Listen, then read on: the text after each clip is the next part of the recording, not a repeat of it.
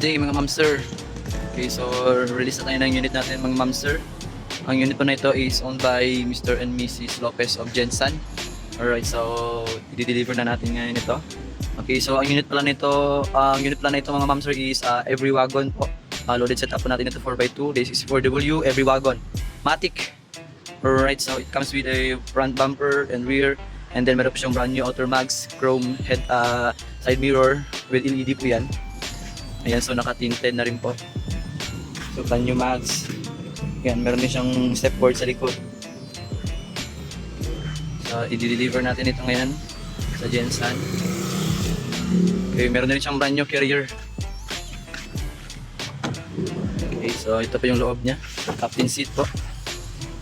Ayan, so all power window. All power window, power mirror. Okay, so meron din siyang ceiling. Brand new ceiling, tsaka extension seat. Ayan, so i-deliver na po natin ito. Okay, by the way, ito is non-turbo po mga ma'am sir.